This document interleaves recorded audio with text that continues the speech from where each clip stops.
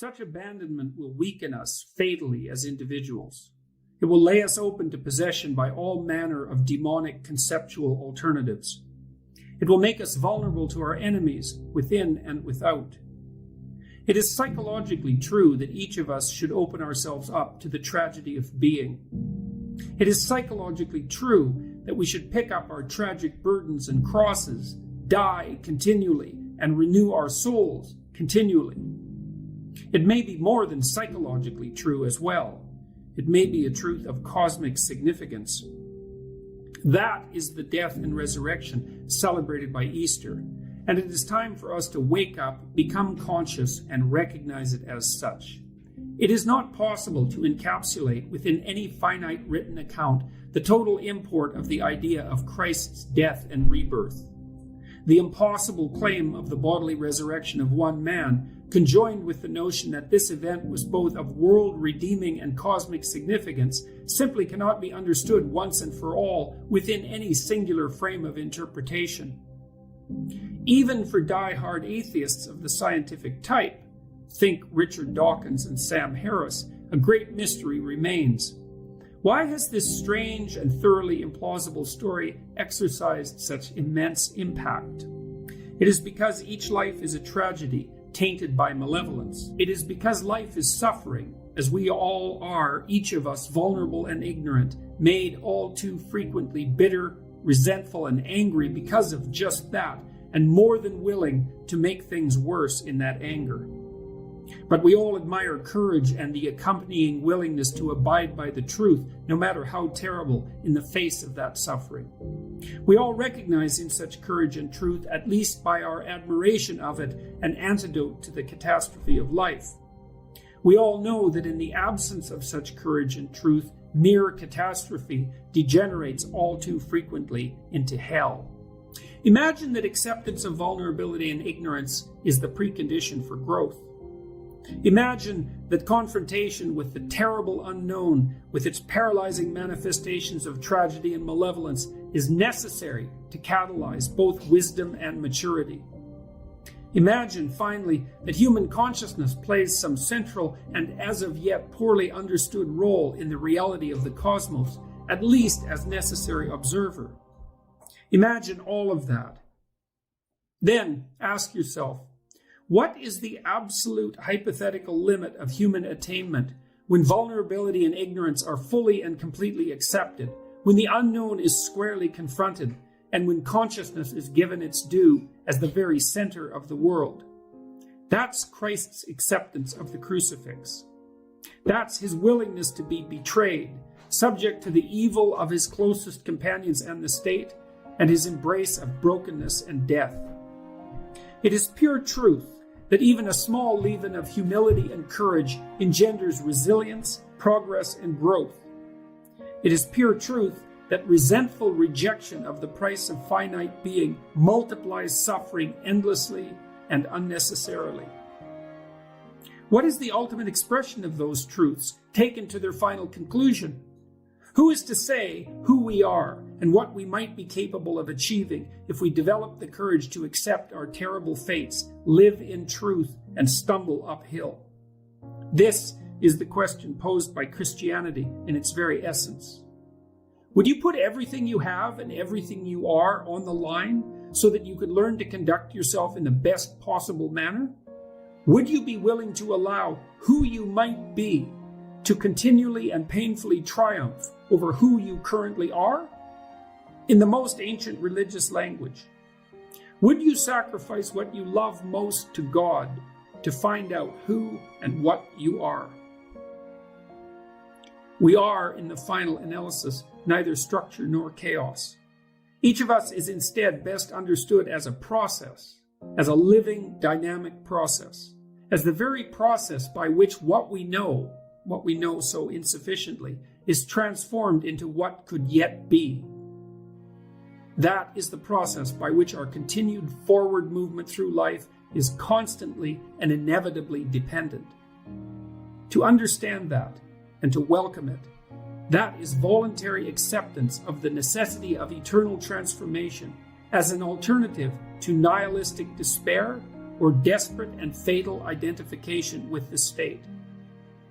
This is the idea enacted during the ceremony of the Christian Eucharist. Incorporation of the body of Christ is the symbolic transformation of the participant, not into a believer of a set of facts, religious though those facts may appear, but into the active imitator of Christ, into the person willing to undergo whatever death is necessary to bring about the next and better state of being, into the person willing to embrace his or her confrontation with the tragedy and malevolence of life, to learn from that process of embrace and to move one step closer, in consequence, to the eternally receding city of God. The idea of the dying and resurrecting God is one of the oldest ideas of mankind, widespread and exceptionally variant in its forms. It forms part of the set of presuppositions that underlie the most ancient shamanic rituals, carried over, perhaps, from the Stone Age itself. It is echoed in the foundational stories of ancient Mesopotamia, Egypt, and Greece. It manifests itself in allegorical forms, in the figure of the phoenix, for example, which immolates itself, regains its youthful form, and rises in triumph from the ashes. It recurs repeatedly in the tropes of popular culture as well, bringing even those entirely devoid of religious education under the spell. Marvel's iconic Iron Man plummets like Icarus from sky to ground after saving the world from demonic, serpentine, otherworld forces, and then arises from his death. The child wizard Harry Potter must ultimately die and be reborn to defeat Voldemort, a very thinly disguised Satan. All of that creative variation on a theme speaks of a deep, ineradicable, and eternally re-emergent psychological reality. We all see this in our day-to-day lives, and we all know it because we see it. A small failure, a small disappointment, frustration, or disenchantment engenders within us a small death, a small descent into the underworld, a small requirement for rebirth. A large failure produces a proportionately large catastrophe and transformation. When you are compelled to talk to someone because you face divorce or the failure of a treasured ambition or the illness or death of someone close, you are walking yourself through the eternal narrative: stability, crisis, death, transformation, rebirth. That's the story of our lives. That's the fall and the reestablishment of paradise. The idea that the Savior is the figure who dies and resurrects is a representation in dramatic or narrative form of the brute fact that psychological progress, indeed learning itself, requires continual death and rebirth of lesser and greater magnitude. If you are engaged in a serious interpersonal conflict or argument, or facing a true crisis in your life, the new information confronting you cannot be incorporated without the so painful demise of your previous conceptions, and all of the resistance comprehension of that pain necessarily entails. That's part and parcel of the process so famously described as assimilation and accommodation by the great developmental psychologist Jean Piaget. We each confront the world with a set of preconceptualizations whose function is simultaneously to delimit and render pragmatic our very perceptions, thoughts, and actions. In the absence of this a priori, we simply cannot function. Nonetheless, it is still insufficient. No one ever knows enough, and what we each do not yet know will, at some moment of crisis, become of vital importance. When something new and Hydra-like confronts us and shakes us to our core, what is old and anachronistic within must therefore immolate itself and die. It is very rare indeed to learn something profound without suffering the terrible pain of dashed dreams and the soul-shaking terror of uncertainty and doubt. This means that none of us should identify in the most fundamental sense with what we currently know and presume. Means as well that we should all come to understand that, so that we do not remain confused about who we are. This means that it is never sufficient to be conservative or to identify with the past, or to become ideologically or dogmatically committed, or to remain stubbornly anachronistic and unchanged. The environment transforms headlong around us, and we all must run as fast as we can, as Ellis's Red Queen well knew, just to stay in the same place. It is not sufficient either to abandon tradition and structure entirely in a headlong and irresponsible rush towards the anomalous and revolutionary. Structure is insufficient, but it is still necessary, and the ethical requirement for respecting and maintaining it is still of paramount import.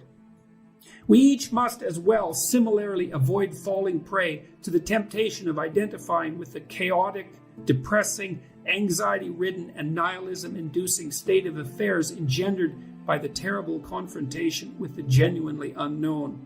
Even when thrust into the underworld by the dread events of our life, we must not characterize ourselves as permanent inhabitants of that dark and dread place, lest we lose hope, despair, and seek revenge.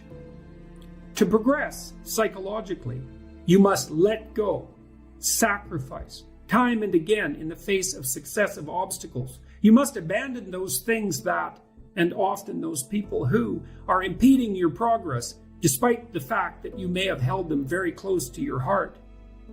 When you're wrong, when you've missed the mark, when you've sinned, because that is the meaning of sin, you must let the part of you that is wrong and aiming improperly die.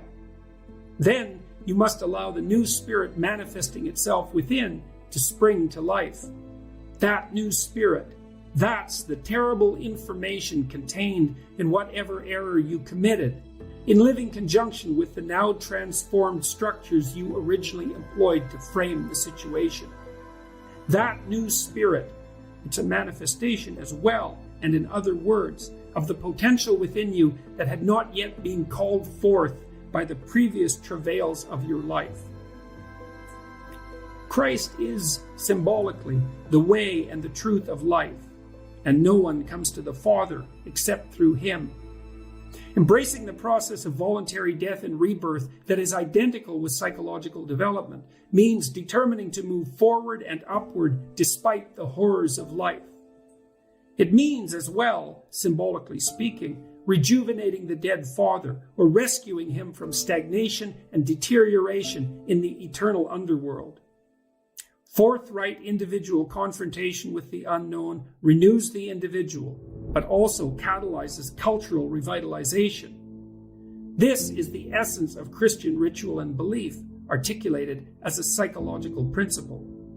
We must identify with that part of ourselves that is always stretching beyond what we currently know and has the faith to let go of old certainties so that new patterns of being can be brought into place. It is through identification with the process symbolized by Easter that we are each redeemed and our culture revivified and salvaged. We are all the slaves of Pharisees and lawyers, of those who place dogma above spirit at the cost of spirit. We are all subject to betrayal by ourselves and by all those who surround us. We are all facing extinction in the most torturous of manners.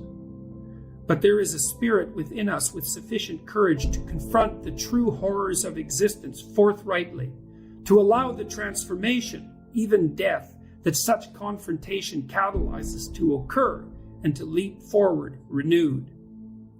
How is it that life might prevail in the face of death and hell, with arms open, embracing its fate? We are all fallen creatures, and we all know it. We are all separated from what should be and thrown into the world of death and despair. We are all brutally crucified on the cross that is the reality of life itself. To rebel against that fate merely worsens it, transforming what could be mere tragedy into something indistinguishable from hell. To argue bitterly and despair around the deathbed of a loved one, to take a single example, is to turn all the pain of death and loss into something far worse. To accept instead? Is that simultaneously to transcend? It's certainly courage and truth and perhaps even love, and these three forces are something to behold. Are they more powerful than despair and the desire for vengeance? That is the Christian suggestion. And the Christian command? To act out the proposition that courage and truth and love are more powerful than death and despair, and to accept what transpires as a consequence. That is Easter, and the death and resurrection of Christ,